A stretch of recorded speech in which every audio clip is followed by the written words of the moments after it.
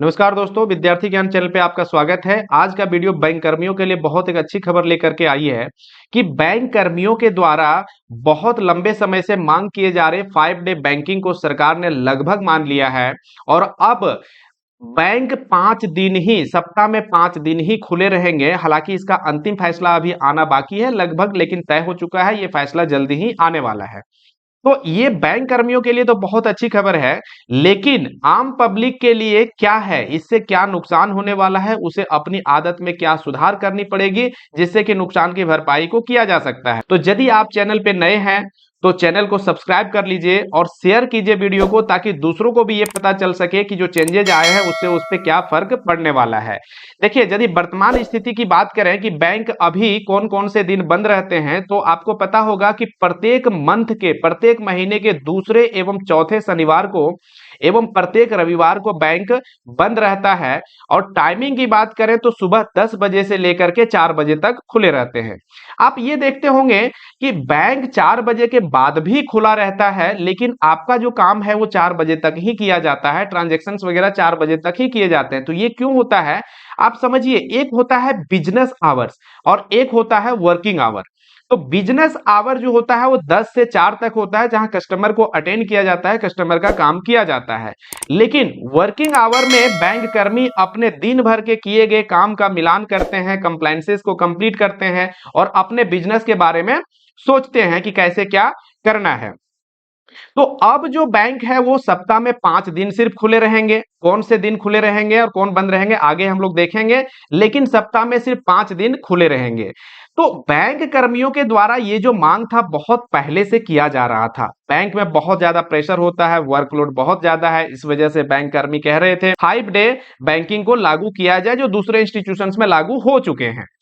तो बैंक के तरफ से यदि बात करें कि मैनेजमेंट के तरफ से, जो मैनेजमेंट होते हैं, एम्प्लॉयर होते हैं, उसकी तरफ से आईबीए रहती थी और बैंक कर्मचारी के तरफ से यूनियन होते हैं। ये दोनों के बीच बातचीत होती है कि क्या करना है, किस तरह के रूल्स को लागू करना है। उसके लिए मैनेजमेंट और यूनियन के बीच सहमति होती है। सबसे पहले इन दोनों के बीच होती है, उसके बाद गवर्नमेंट के पास जाता है। तो ये जो मुद्दा था आईबीए के पास अटका हुआ था, तो आईबीए और United forum of bank employees के बीच सहमति बन चुकी है और ये आगे सरकार के पास भेज दिया गया है।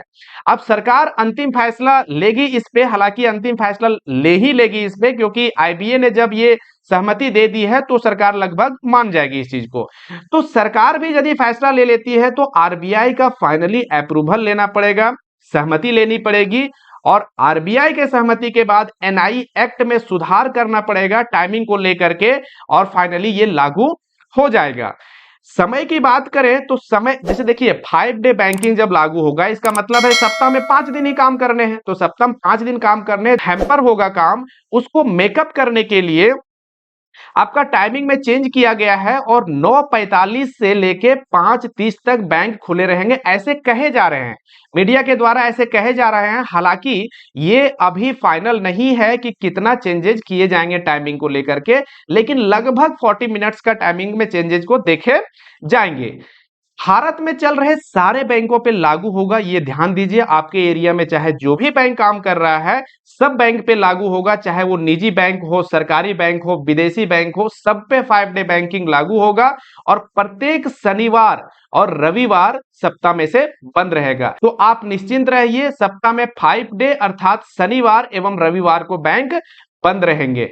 देखिए, 5 डे बैंकिंग होने से आपको जो सप्ताह में 2 दिन का जो नुकसान होने वाला है, नुकसान इन द सेंस कि किसी रूप में आपको ट्रांजैक्शंस करना था, कोई पैसे कहीं भेजने थे, इंपॉर्टेंट काम था बैंक से रिलेटेड, तो उस काम को आप कैसे कर पाएंगे। तो इसके लिए जरूरी है कि अभी के टाइम में डिजिटल रूप में आपको कोई भी काम को करना आना चाहिए।